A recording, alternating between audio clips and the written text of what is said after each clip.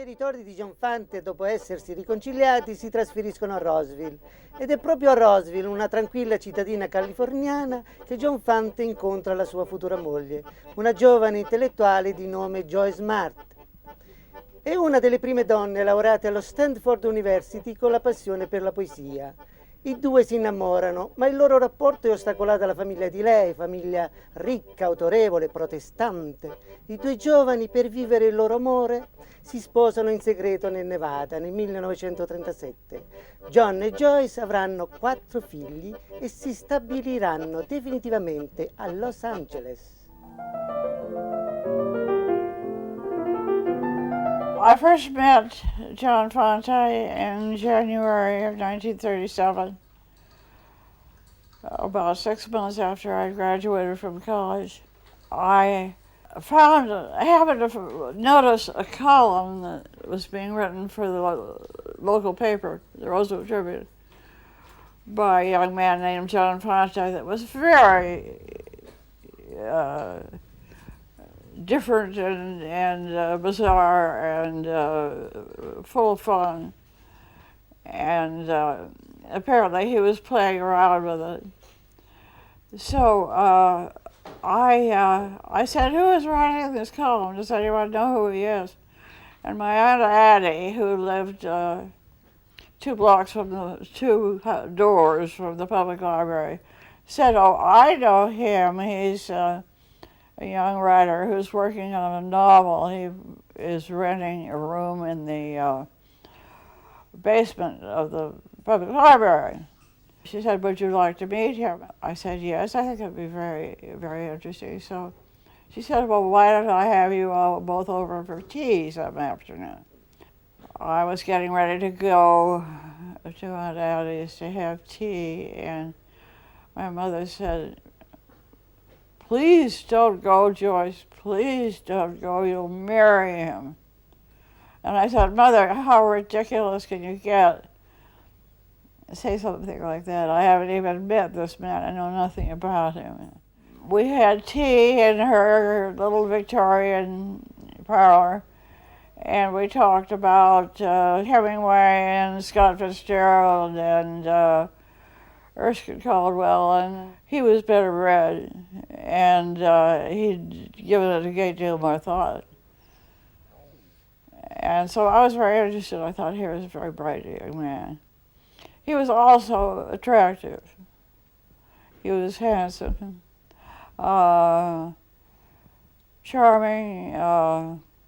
He had an air of authority. He wasn't deferring to anyone, which I found attractive, but my mother didn't like that. Tra Hilda Dietrich e me c'era un vincolo che ci avrebbe tenuti assieme per sempre. Ci detestavamo a vicenda. Lei non aveva mai perdonato ad Harriet di essere diventata mia moglie, e io non avevo mai perdonato a lei di essere la madre di mia moglie. Era la mia origine italiana che Hilda trovava insopportabile. Ormai Sant'Elmo è cambiata, ma 40 anni fa la città era italiana per 1/3. I sangue blu della zona, gli americani protestanti, gli Schmid, gli Eikeldorn, i Kisberg e i Dietrich, scoprirono d'improvviso d'essere gli inorriditi vicini dei rumorosi Dago che lavoravano lungo i binari della Southern Pacific. Costoro si moltiplicavano in famiglie numerose, di carnagione spudoratamente scura, e stavano costruendo una chiesa cattolica romana per officiare le loro primitive superstizioni. Con l'avvento del proibizionismo, molti di questi Guinea si erano dedicati al contrabbando. Avevano comprato terre e vigneti e avevano acquisito una fastidiosa rispettabilità, nonostante qualche attentato e un paio di regolamenti di conti tra bande rivali. My father was an artist, so to have the temperament of an artist, what it means is he was a very difficult man. He was always pissed off at something. Either he had 2 moods, slightly pissed off or very pissed off. That's the way he was. That was his personality. He was not an easy person to get along with at all. He was like my father in some respects, in that he had a quick temper and was bright and very capable of expressing himself in a way that he was easily understood when he talked. He had such charisma and he had such presence that he generated such enthusiasm from people. He was a very patriarchal, he was very macho Italian, very, you didn't, you didn't bust his balls, I mean, he was very, it was going to be one way, his way. That's the way it was going to be. Strong character, humorous, straight and forward. At dinner time, we would sit at our dining room table. It was a large table, and the whole family would sit around this table. We had our assigned places. We just never sat anyplace else, and Dad always sat at the head, and Mother would sit to his left.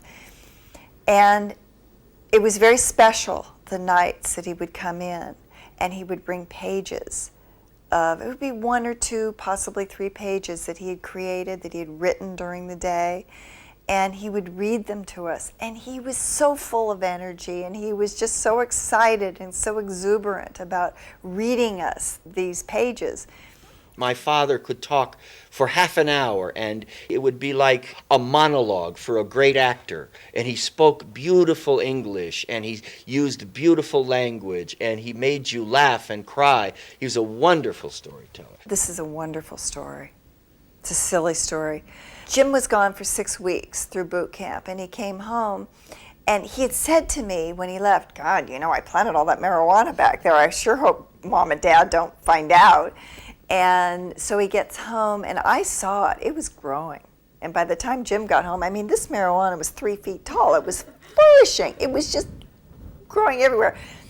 And my dad came over, and Jim walked out in the backyard, and I can remember my dad going up to Jim and putting his arm around Jim and saying, and they looked at the marijuana growing, and it was high, and it was green, and it was lush. And Dad said, don't worry, Jim. I've been watering it for you the whole time.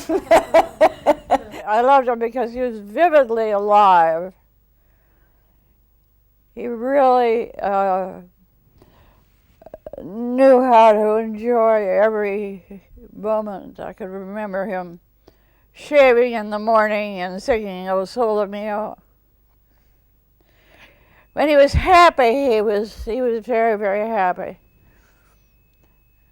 And when he was unhappy, he was hell to live with.